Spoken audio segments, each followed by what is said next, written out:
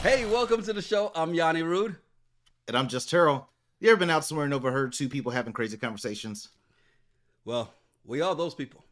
We've been having these conversations since college.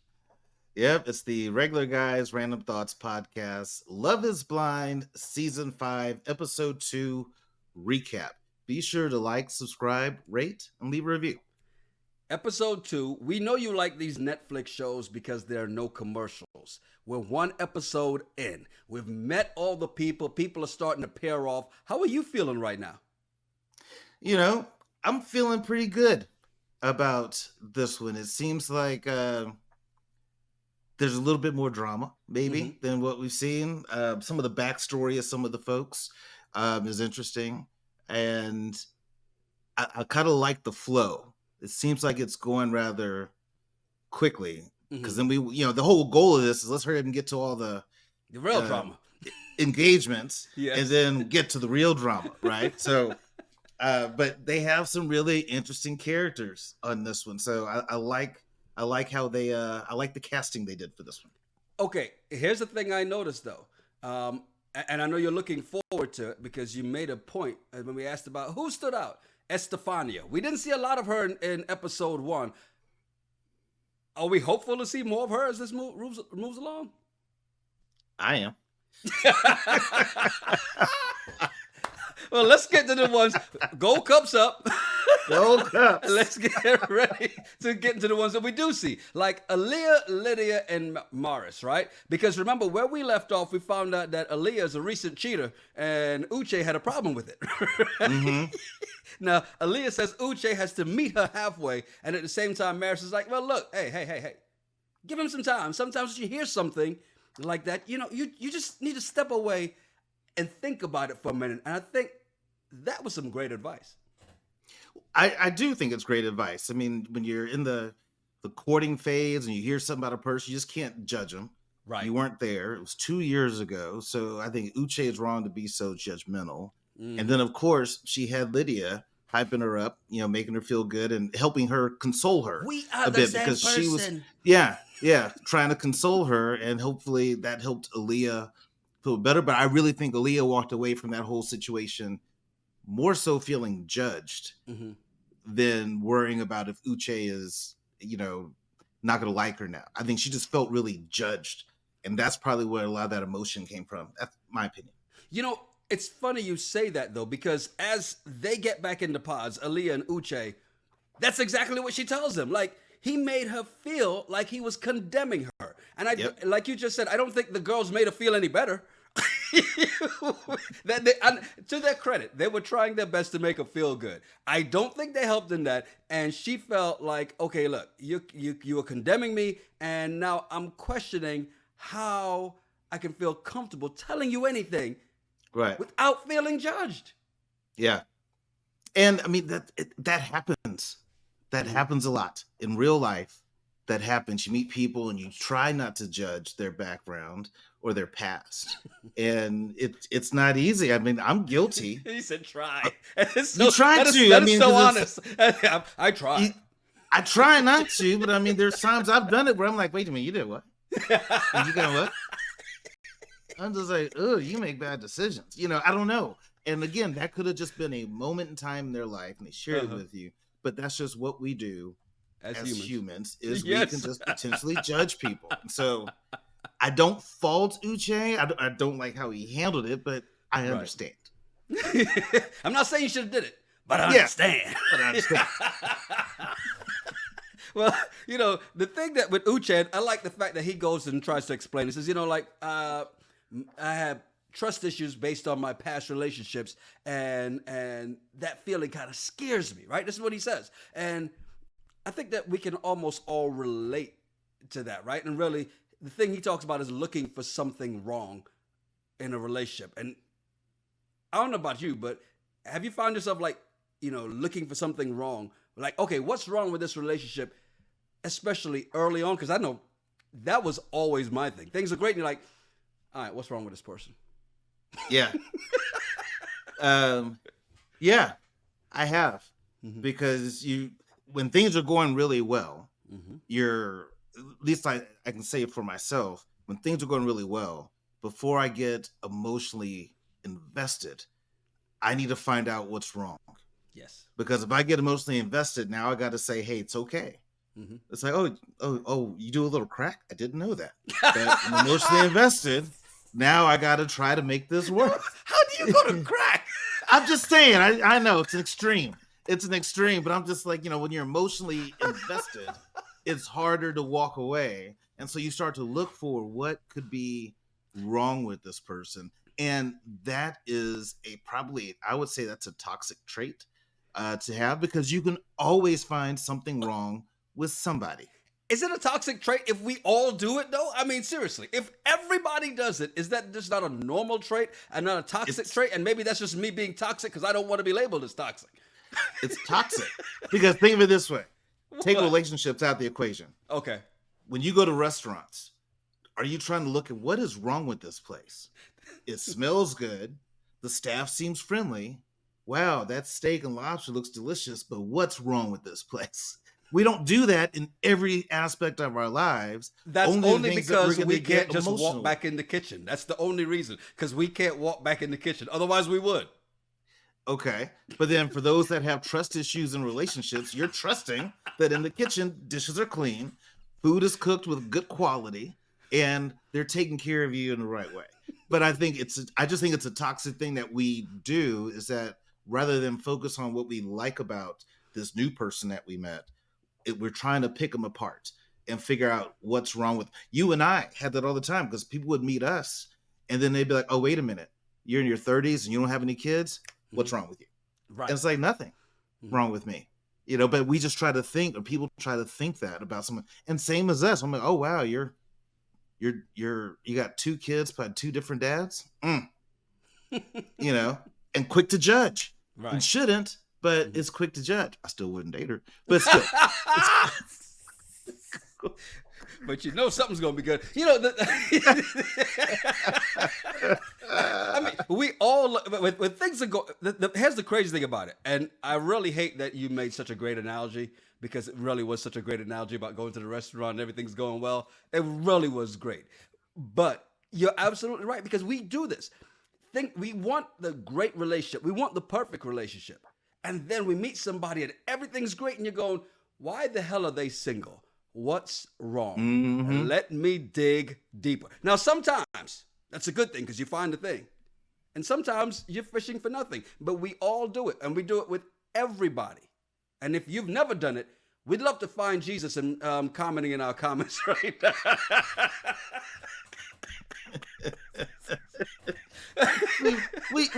we do it with everybody, but you're right. I think we try to find, and whenever we find something that we think this is the issue, we magnify it.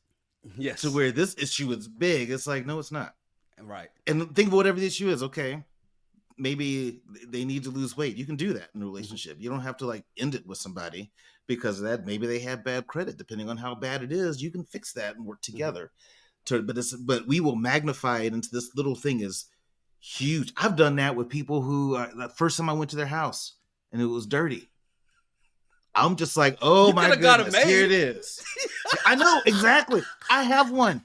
I have cleaners that come every 2 weeks clean my own house, but I would totally look at that and be like, oh no, I can't date this person because they invited me over and their house was dirty. Mm-hmm. And I magnified that as if this is the end all be all, and it's not. Wait, but we dirty just do that. Or untidy? Because there's a difference. Both. Oh, okay. Well, I'm not a fan of either one. My place is neither dirty nor untidy. But yeah, we know. She didn't live with me, and I don't live with them. But if I met somebody and that's what I saw the first time I went to their home, I was out. But let's be honest. Terrell actually doesn't even really live in his home. That's just the model home that they show everybody when they come to go buy a house in the neighborhood. I'll take that as a compliment, sir. Thank you. It is. It is a compliment. Thank you. You've seen it. You've been here. Take it as a compliment. It really is. I mean, the living room looks like a friggin'. What time is the property manager coming by? What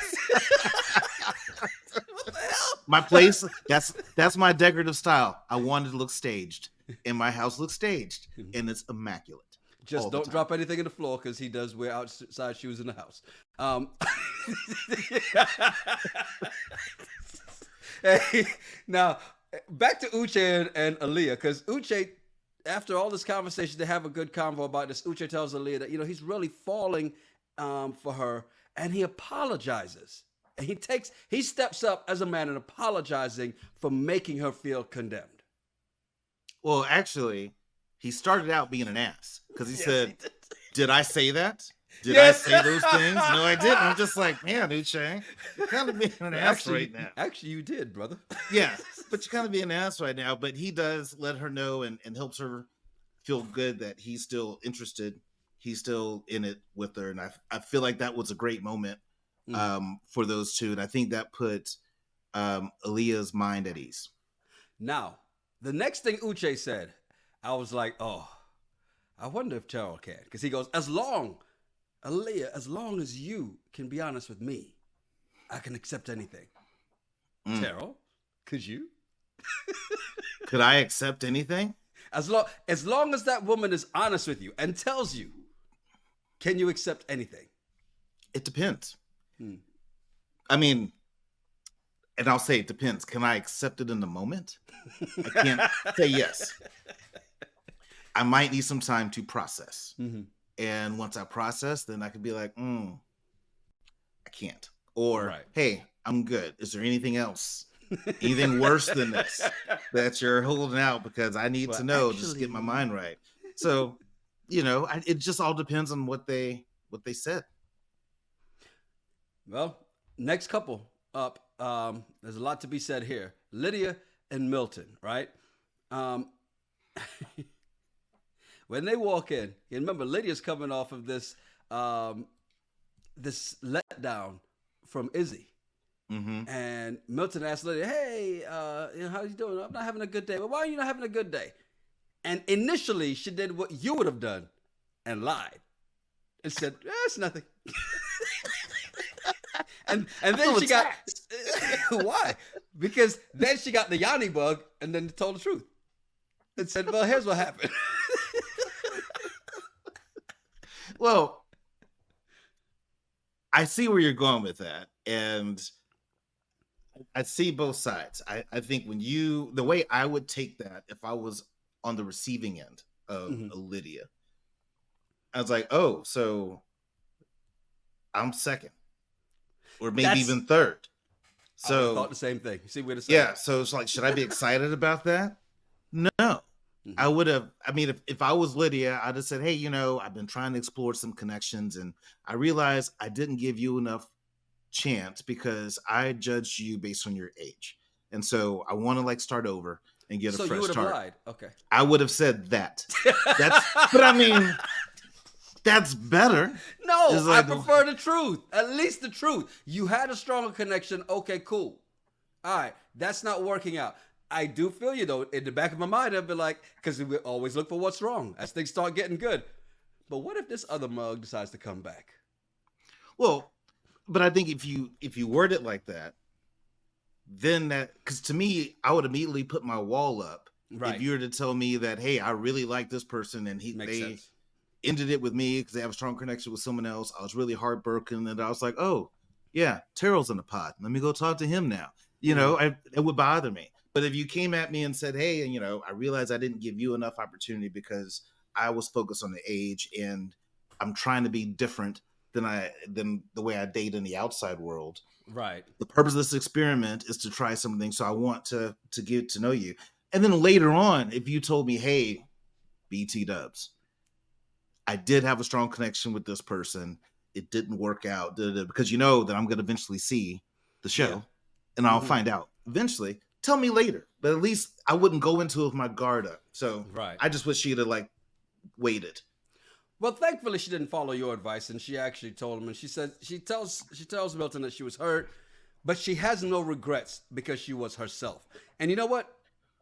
I feel that because had she tried to play another role and still get rejected, then you'd feel even worse, right?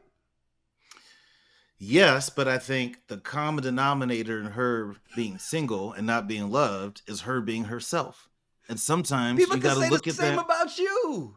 Right. But all I'm saying is that's very true. But one thing I can tell you is I'm a different person from Terrell at 23, 24 to where I am at 48. I've had She's to not do the some same work on person at myself. 30 that she was at 21. No, I'm not saying that. But all I'm saying is you got to like look at yourself sometimes and do some work. You just can't say, hey, you just got to like me for me. I even had to do that. I've had to make some changes in the way I am with people, the way I am with friends, the way I am with myself. I've had to go through that process. You I'm sound just good. saying, Lydia, maybe you might want to see if your company, I know the geologists have maybe an employee assistance program where you can lay on a couch, talk to somebody, and get some help. But that's just Nobody my has thought. told her she talks a lot. That's the problem, and that was the problem Izzy had. Izzy just couldn't deal with her talking too much, and he wasn't vibing with her. That was his problem. Look, I'm Puerto Rican. That's just who we are. I'm Puerto Rican. That's just how I am. You just I'm won't Puerto let that Rican. go. That's just how I am. I'm just like, see, I can't deal with that. Let me explain something to you. We're West Indian. We can't help it. Yes, you can help it if you want to. Well, look, she wants Milton to open up so that he agrees and opens up and shares a lot with Lydia about his upbringing. What was he? Born in Hawaii, grew up in Japan. Is that how it went? Yeah, grew up in Japan for like 9 years and struggled, academically. He didn't feel he was smart enough and all this other stuff. And then he comes to the States, and of course, he's smarter than everyone else.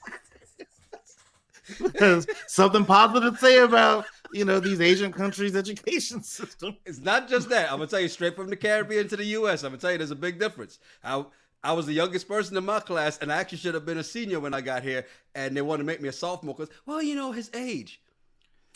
Really has nothing to do with anything. So I get it. Yeah.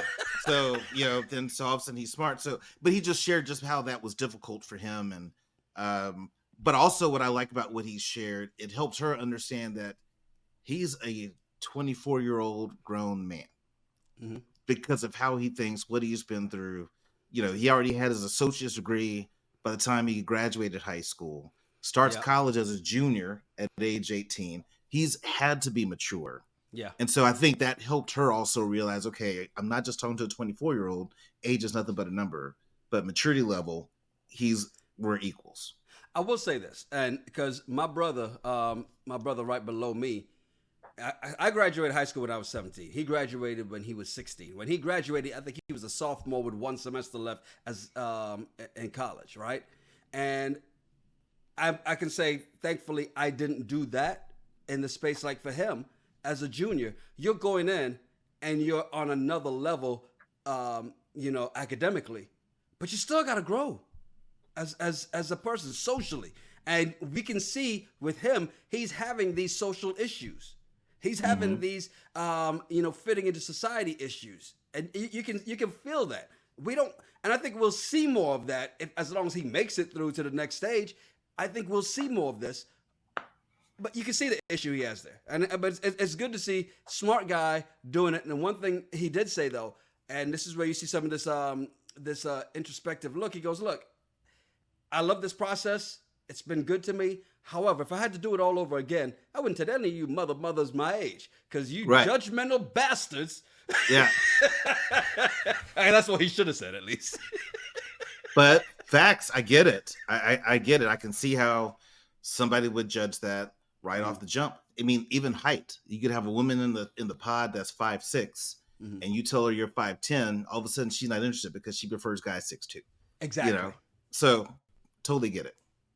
No, indeed. The thing that he did was he asked Lydia if she could see herself marrying him, and she said today she can because he was vulnerable. It's the same woman who was just crying over Izzy kicking him to the curb. Yeah. Desperate. Yeah, she's... Really? You're going down? You got to think of the process. They got 2 weeks to get together. I get it, but it's just still... That's just because you're in the process doesn't mean you have to walk out with somebody. I'm not a big fan. It's not that I don't like her. I'm just saying I'm just not a a big fan. If Estefania had Lydia's attitude, would you still feel the same way? Milton doesn't deserve Estefania, so we don't even need to talk about that.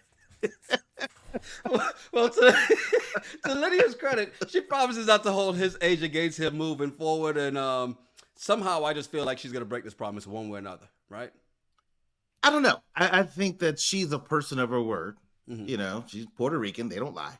So just how they are, right? So I think that she's gonna hold up to that end of the bargain.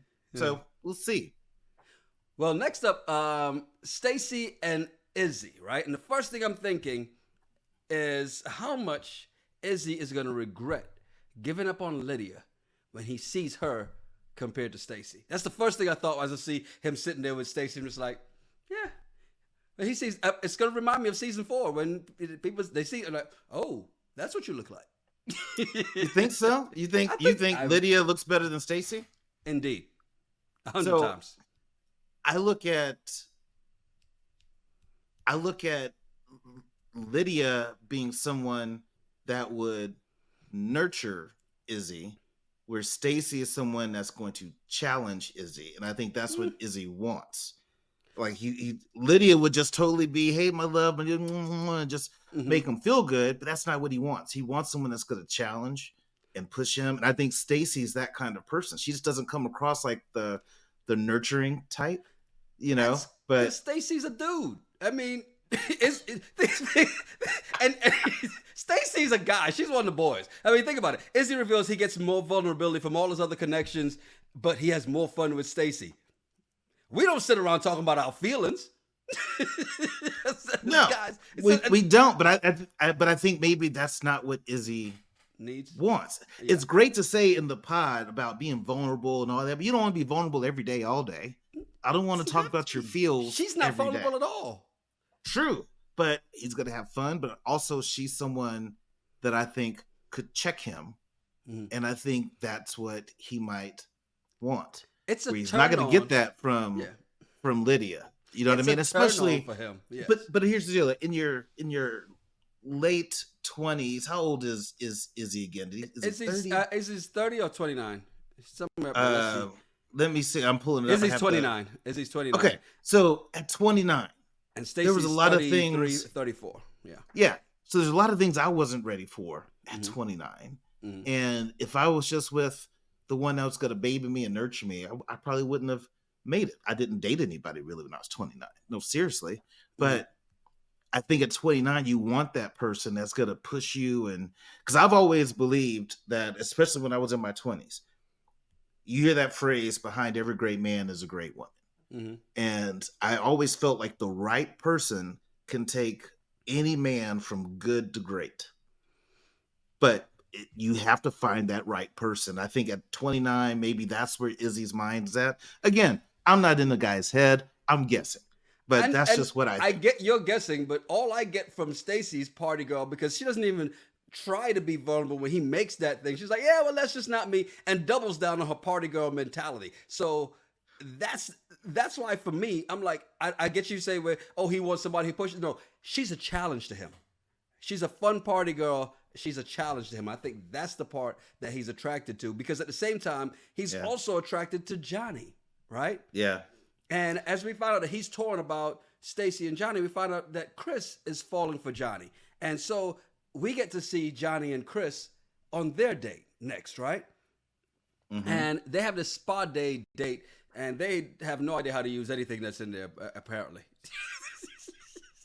No, they didn't. But it seemed like a nice date. It seemed like they were really clicking and vibing, you know, the whole time. So I was that caught me off guard, because I was thinking to myself that I even made a note that I'm like, hey, Izzy, you should choose Johnie, you know, over Stacy.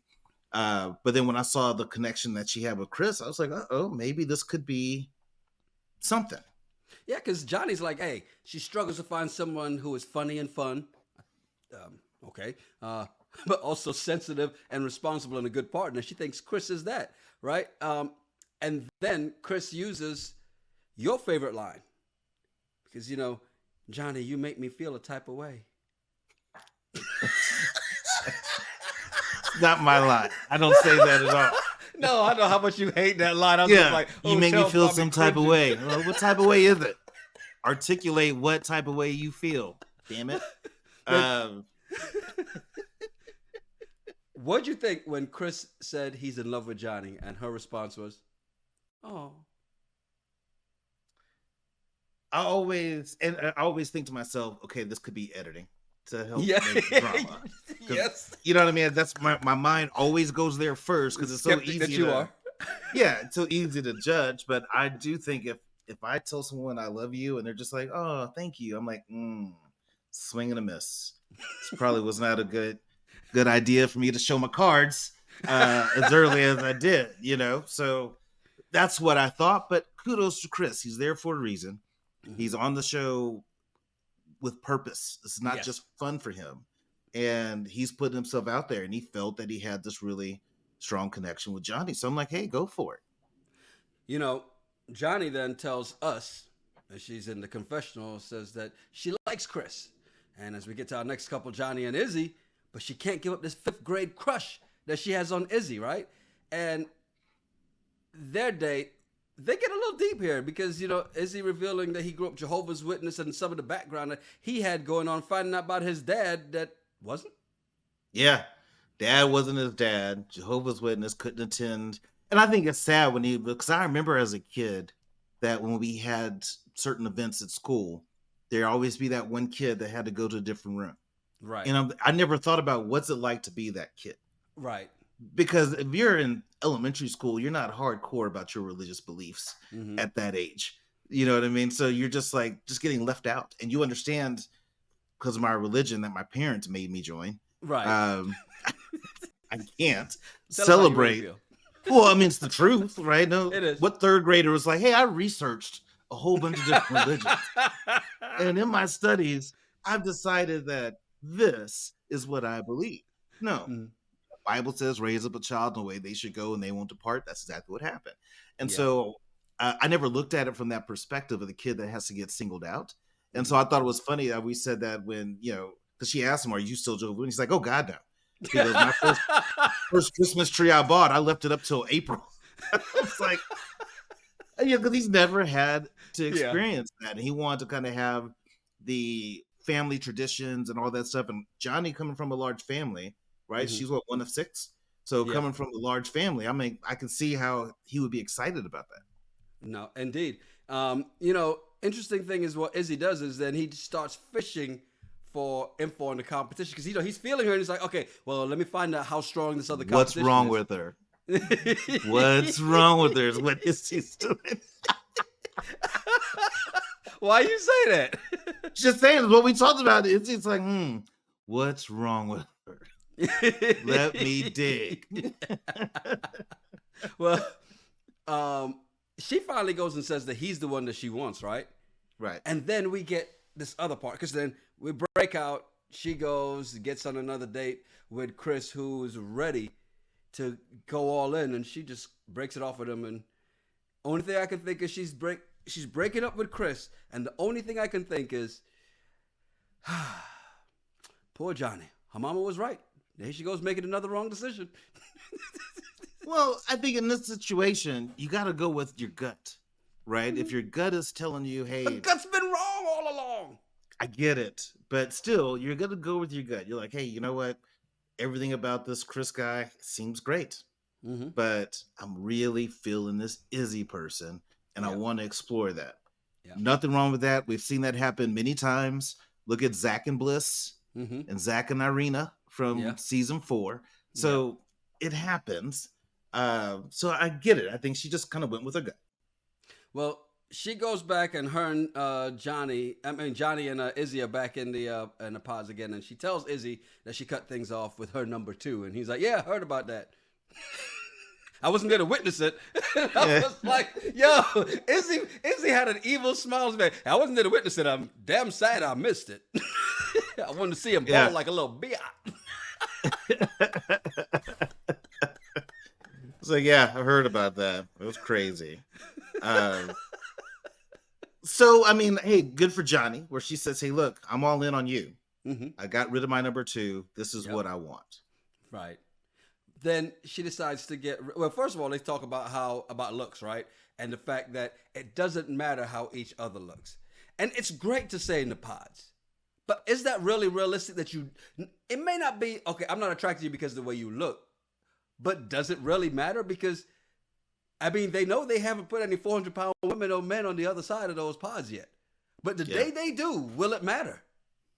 Yes, it does matter how you look. I mean, let's just be honest with ourselves. Yes. It does matter. Now, here's the difference is you're in the pod and you're building a connection with somebody, and you're building a connection maybe with someone that if you just saw them walking down the street, you wouldn't have talked to them. Right. But now that you have a connection, now you're willing to explore it. But then if you come out and you realize, I don't even want to make out with this person, it's going to be a problem because then you're going to friend zone them, right? So looks do play a bit of a part. Right. You got to have some type of attraction. You just can't base it all on personality. So, and I'm glad they didn't really overshare, at least they didn't show us that they really overshared too much about how each other looks. Because then to me, that defeats the purpose of the experiment. Exactly. Johnie then reveals the whole deal about her first marriage, the relationship before the first marriage that led to the first marriage and led to the demise of her first marriage, right? All based on her true love, who was not her first marriage, which was actually the rebound relationship. Jesus, it was a whole lot.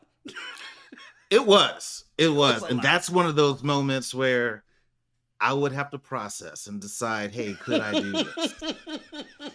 Because my first thought is, okay, you're dating a drug addict. And I know people have problems, and it's not easy just to walk away from people that you love. But still, I would still have some concerns with how long did this relationship go?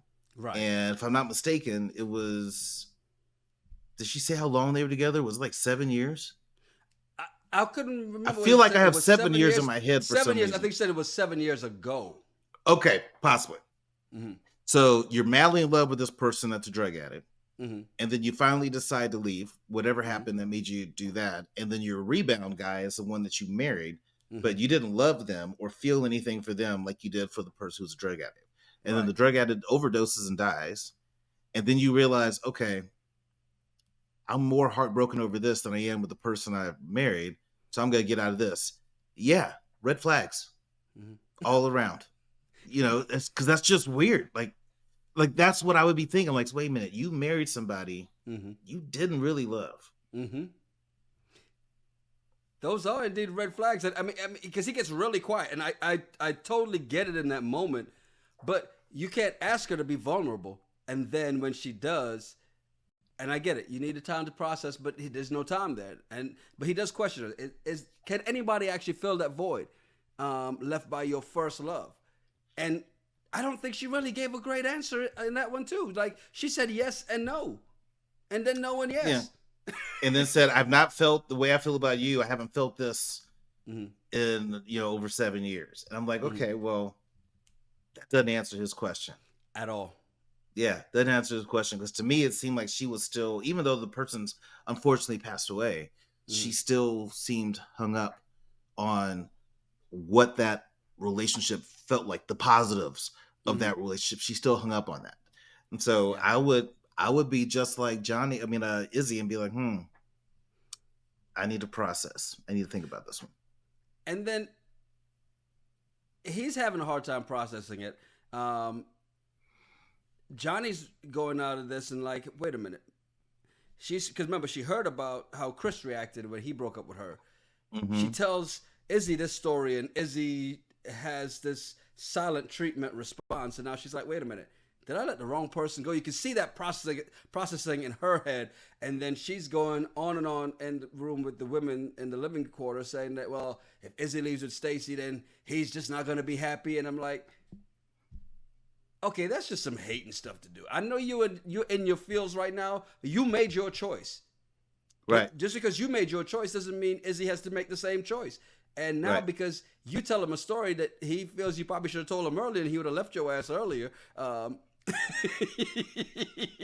now you want to hate on Stacy. And I think I'm no fan of Stacy, but at the same time, I thought Johnie was kind of wrong in this place.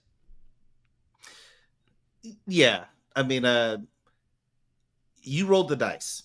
and you put yourself out there, which is what you're supposed to do. Yes. You have to be open and accepting of the consequences of that. Mm-hmm. And if the consequence of that is Izzy chooses to move on with someone else, great.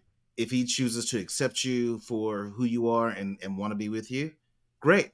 But don't be judgy and mean about it and say, well, if he chooses Stacy, they're not going to be happy. It's like, you don't know. Yeah, because they'll be fun. They're going to have a fun time because Stacy's the party girl. Yeah, and it'd be one thing if Johnie was an expert on what happy relationships are like. She's not. So how would she? Mom, she'll tell you. Yeah, how would she? Her own mom is just like, maybe this isn't for you. Like dating people. Maybe you should just. Maybe you just need a dog. Get you the 5 cats and do your lawyer thing, and we'll see you at Christmas. But other than that, leave people alone. Our final couple, Taylor and JP, here on Ep 2. And, this couple has been, we knew this watching episode 1 that these two were good, right? They both seem pretty square, seem to fit together. Taylor asked JP about his childhood, and he shares that his mom was abusive to his sisters, and he really felt helpless to stop it. And that's sad. If that happened. But what I don't understand is, are the tears real or is it for Netflix? You know what I mean? I'm like, you're a firefighter. You've seen some things. And you've probably seen some things maybe equal or worse than what you saw. But the whole emotional thing, I just always question, is this real? Is this genuine? And it could be. I'm just saying, I tend to question it. But I think I'm sure you're not the only one. Yeah, I just tend to question it. But I think it was good that he was able to share. They have that good bond. And if you watch all their dates, the note I made to myself is like, is this the season 5 version of Tiffany and Brett? I'm not gonna put it there because neither of them have the look or personality of Tiffany and Brett. No, they don't. But I mean, just it's clicking. Like JP knew first date. Yes. First date in the pod, he was like, that's it. That's the one. Right. And so I'm just wondering, maybe are they going to be the Tiffany and Brett? We'll have to see. It feels like it because no surprises. We get our first I love you and I love you too when JP asked Taylor, what would she most regret not telling someone? And she's like, not telling you I love you. I was like, oh, isn't that cute? Yeah. Yeah. It's cute. It's cute. So we get the first I love you out of all of them. And it seemed like it happened pretty quick. Yes. Compared to everyone else that we're following. It seemed like they just clicked really quickly together. That's where I got the Tiffany and Brett. No, you're right. And in that space, I see the exact comparison. And I was kidding you about the personality and the looks, but I know exactly where you were going because what did we get? Our first engagement, just like we did last season. Same thing. And I thought it was pretty cute and funny. Taylor practicing with the girls for the meetup. Yeah. That's what I do. Do I stand? Would it be weird if I got down on a knee? Like, if you don't stand your ass back up, girl, do not do that. Right. But I mean, it's that's one of those experiences. I'm glad they showed that because you don't really think of what that's like in the pod. Right. That, okay, I'm going to propose and now we have to meet in person. I'm going to do it again. How do I do it? How should I act? Do I run towards them? Do I just stand there and take it all in, and then you slowly walk to each other? Do you kiss right away? Do you kiss with tongue right away? Is it just a peck? Like, you're all these things because you've not met this person, and you're also thinking, what if I'm not attracted to this person? Or what if they're not attracted to me? Exactly. I mean, all those things are on the table, so I get it, but, I think it's great that they practiced it because in the pod, you can't see each other. You can't see the reaction. And you kind of want to see that. And I think it's great that they were that excited for her, too. So that was good to see. Yeah. Because no one else was feeling JP. So they're like, okay. Yeah. Thank God somebody took him off the market. Thank you, Jesus, Buddha, and whoever else is out there. Well, look, tomorrow we're dropping we review episode 3. So you still have time to go watch that. And we'll find out what happens next. Because I'm liking this season so far. We're only 2 episodes in. I'm liking it so far. So far, I'm good. I'll admit, episode 1, I was just like, yep, same old BS. But then in episode 2, I'm just like, okay. All right, now. Please let us know if you've gotten your gold cup already. We've already told you go get your gold cup. I mean, get them. Terrell got these in 24 hours, so yeah, that means on Amazon, really inexpensive. I think it was barely maybe $20, and it comes with 2 cups. So one for each hand. Because you're gonna need it. And these things are super deep, right? I mean, have you filled yours up? Like yesterday, when we did episode 1, I opened up a bottle of wine, filled it up. And then we get done, I pour another cup and realize the bottle's empty. This thing took up 1 bottle of wine. This is the one time and the first experience, when you're dealing with something and it's really deep and you go, that's a good thing. But now we can see why they get so hammered on the show. Because we didn't realize they had that much alcohol in their cup. They have a lot. This holds a lot of liquor. Yeah, if you're able to get in this, you'll be like, hello. Anybody else in here? I'm sorry. Why? All right, let's get out of here. I know. You're 12. It must be the water. Yeah. Hey, I'm Johnie Rude. And I'm Just Terrell. Make sure you follow us at Johnie Rude, at Just Terrell, and at RGRT Pod. Yeah, send us some of your random thoughts or some of the bullshit you found on the internet. We'll talk about it on the regular show. It's the Regular Guys Random Thoughts Podcast. Cheers. Cheers.